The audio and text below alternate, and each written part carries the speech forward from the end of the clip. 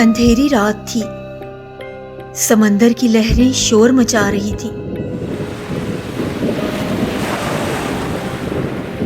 ایک چھوٹی کشتی جو کسی طوفان کا شکار ہو چکی تھی کنارے کی طرف بہہ رہی تھی۔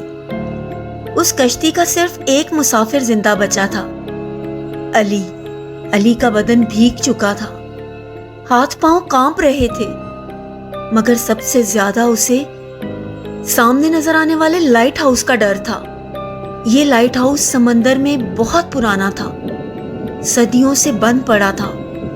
کہا جاتا ہے کہ یہاں جو بھی گیا کبھی واپس نہیں آیا، لیکن علی کے پاس کوئی دوسرا راستہ نہیں تھا۔ اسے سردی لگ رہی تھی اور لائٹ ہاؤس کے اوپر ایک ہلکی سی روشنی دکھائی دے رہی تھی۔ علی نے سوچا کہ رات کسی طرح یہاں گزار لوں، دن میں کہیں نہ کہیں سے مدد آ جائے گی۔ علی دھیرے دھیرے لائٹ ہاؤس کی طرف بڑھنے لگا۔ ہر قدم پر اسے لگتا جیسے کوئی اسے دیکھ رہا ہو۔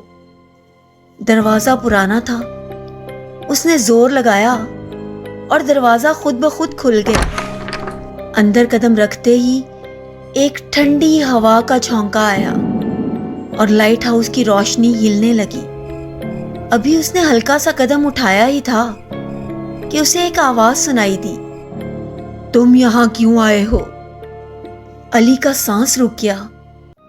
اس نے ادھر ادھر دیکھا لیکن کوئی نہیں تھا۔ ڈر سے بھرپور لیکن تجسس سے مجبور اس نے سیڑھیاں چڑھنا شروع کی۔ ہر قدم کے ساتھ لکڑی کی سیڑھیاں چیخ رہی تھی، جیسے کسی کو اس کے آنے کا احساس دلا رہی ہوں۔ جب وہ اوپر پہنچا تو اسے ایک پرانی کتاب ملی۔ کتاب کھلی ہوئی تھی اور اس پر کچھ عجیب و غریب اور پرانے الفاظ لکھے تھے۔ جیسے ہی اس نے کتاب کو ہاتھ لگایا، ہوا تیز ہونے لگی اور پیچھے سے دروازہ زور سے بند ہو گیا اور پھر ایک ہلکی سی سرگوشی سنائی دی، اب تم بھی یہیں رہو گے۔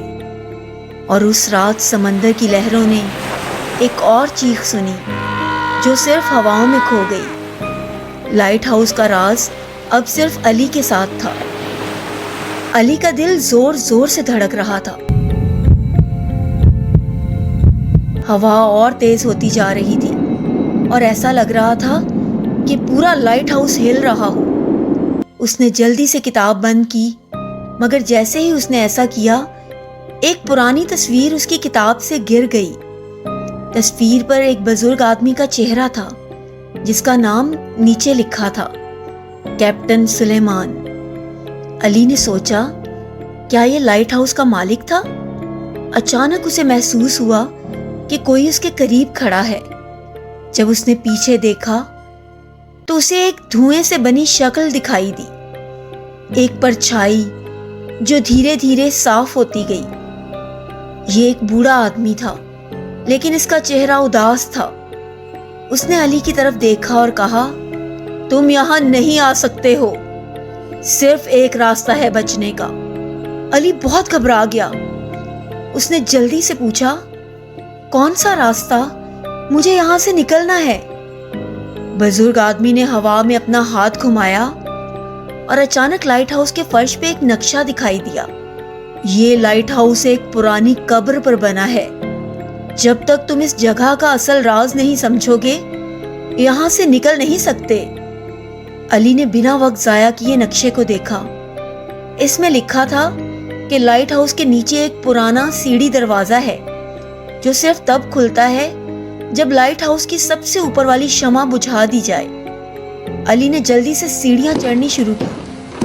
ہر قدم پر ایسا محسوس ہوتا جیسے کوئی اس کے پیچھے بھاگ رہا ہو۔ جب وہ سب سے اوپر پہنچا تو اس نے دیکھا کہ ایک پرانی شمع جل رہی ہے، بالکل ویسے ہی جیسے اس نے پہلی دفعہ دیکھی تھی۔ اس نے شمع کو بجھایا اور پورا لائٹ ہاؤس ایک دم ہلنے لگا۔ زمین کے نیچے سے ایک دروازہ کھل گیا۔ علی نے بنا سوچے سمجھے اس دروازے کی طرف بھاگنا شروع کیا۔ جیسے ہی اس نے اس سیکرٹ ٹنل سے باہر قدم رکھا، لائٹ ہاؤس کا دروازہ بند ہو گیا۔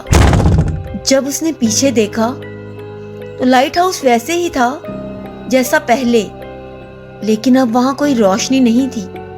علی نے گہری سانس لی اور تیز قدموں سے سمندر کے کنارے کی طرف بھاگ گیا۔ اسے سمجھ آ چکا تھا کہ یہ لائٹ ہاؤس صرف ایک امتحان تھا۔ جو اس کے راز کو سمجھ لیتا وہی یہاں سے زندہ بچ سکتا تھا۔ اور اس طرح علی نے وہاں سے نکل کر اپنے گھر کی راہ لی، مگر اس رات کا خوف اس کے ذہن سے کبھی نہیں نکلا۔ امید ہے آپ کو آج کی ہماری کہانی پسند آئی ہوگی۔ ایسی ہی دلچسپ کہانیاں سننے کے لیے پلیز ہمارے چینل کو سبسکرائب کیجیے۔ شکریہ۔